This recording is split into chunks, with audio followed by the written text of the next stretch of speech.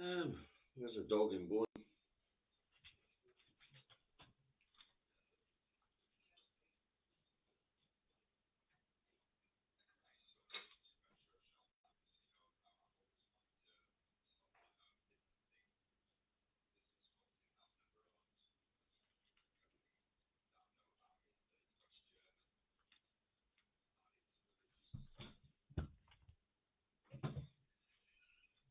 Hey,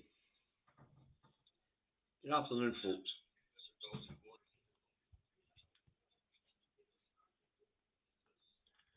Now, unfortunately, due to a breakup in my transmission today, I never got to a very important thing that's going on in the background down that road in the House of Thieves and Carpetbaggers. So I thought I would do a wee short on it. Okay, now there's a new bill being proposed to go through, and it's linked to the Covert Human Sources Bill, which allows officers of the law, officers of the government, to commit crimes in the course of their duties. Well, the first thing to spring out of this is that the Department of Work and Pensions to be given powers to arrest universal credit claimants. In a recent report by Benefits and Works, the Department for Work and Pensions will be given their officers the power to mass request bank data more efficiently to enable them to conduct spot checks to see if people are committing benefit frauds. Now, let's break that down a wee bit there. There's a couple of things to be said there. And one of the first things that's going to be said is, since when did Job Centre advisors become officers of the Department of Work and Pensions?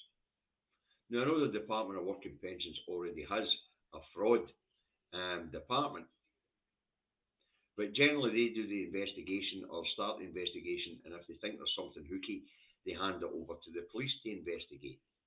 But it would appear it's going to go a bit wider than that. It would appear that the officers of the Department of Work and Pensions will be able to ask claimants to provide their bank accounts. The new powers to be given will enable DUP officers to make arrests, execute warrants, conduct searches, seize evidence themselves instead of informing police and involving them. This will also allow the Department of Work and Pensions to dish out civil fines similar to those issued by Her Majesty's Revenue and Customs, and they can dish these fines out even if a case doesn't make it to court. It is estimated that approximately 2 million claimants will face having supposed fraud cases dredged up and to be given fines for fraud, even if they are not convicted of a crime. New and existing claims could be flagged up as potentially suspicious over a 5-year period. So they can actually go back 5-year period and dig into your benefit claim for as long back as 5 years, as far back as 5 years, right? Now, it's believed that Conservative ministers will be, it would appear Conservative ministers are perceived to be appealing to their voter base, because you know how the Tories all think that anybody who's unemployed, disabled, or even pensioners, they all think they're work shy and shirkers, right? So the Tories are playing to their base here, and they're going to give the Department of Work and Pensions basically your employment office advisor powers to flag you up as being suspicious, demand access to your bank accounts, and then issue you a fine, even if you're not guilty of any crime. This is outrageous behaviour, and I have to say, I really wanted to talk about it in my show the day, but it broke down. It's important that people get their heads wrapped around this. We are marching towards a totalitarian state where previous employees of us, the people, remember the government doesn't have money. We give the government our taxes, and they're supposed to spend it as we see fit, not as they see fit. That's why they put out an election portfolio manifesto, if you like. We then read those manifestos and we elect the people to do our bidding on those manifestos. I don't remember anywhere in a manifesto, and I've read them, the Conservatives saying they were going to introduce the Covert Human Sources Bill, which allows officers of the government to break the law in the course of their duties, and allows them to recruit your children to spy on you as long as they're a 12-year-old.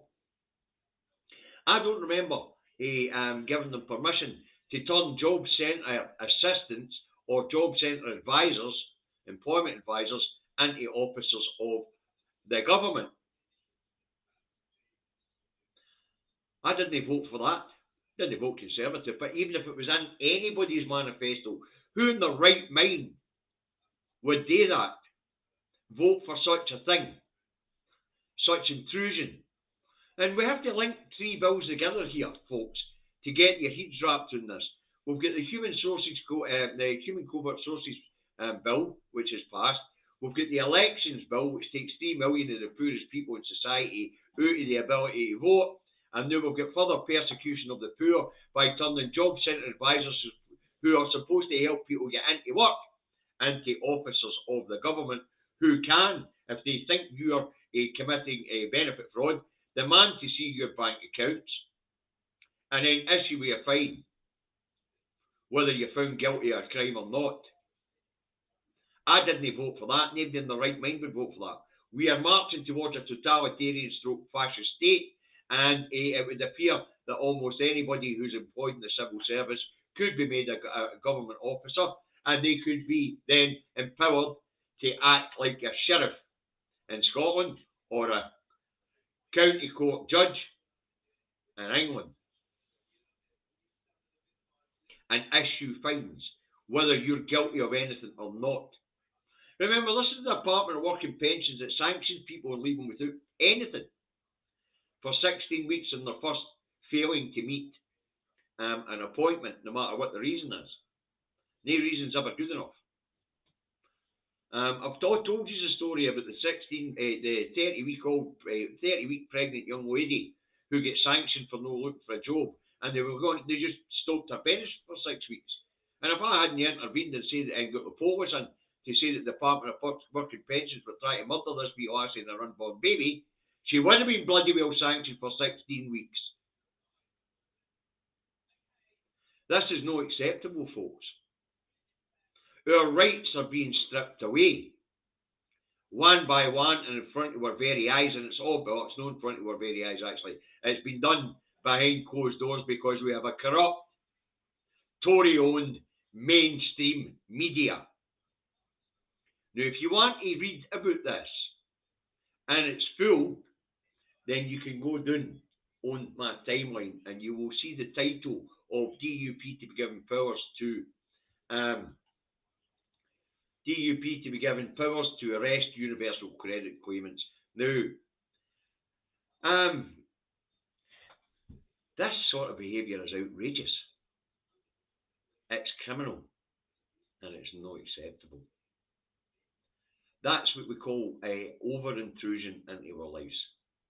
Now, we're expected to allow them to govern us on trust, but we're not allowed to claim our own money, which we pay in taxation from the Department of Work and Pensions, and they don't trust us.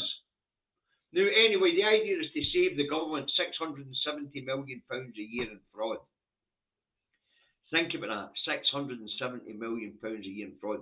90 billion a year in fraud, tax evasion / tax avoidance is lost to the Exchequer. They won't finance HMRC, Her Majesty's Revenue and Customs, to investigate tax avoidance and tax evasion, but they're willing to turn job centre advisors into officers of the government so that they can issue you with fines even if they think you're hickey. Think about that. You haven't done nothing wrong, but they can fine you. So you get into a job centre and you're not getting on well with your job advisor, they don't like you, they flag you up as maybe potentially committing benefit fraud, and even if you're found not guilty, you're getting sanctioned and you're getting fined. So sanction, no money for 16 weeks, and a fine to pay in Tapia.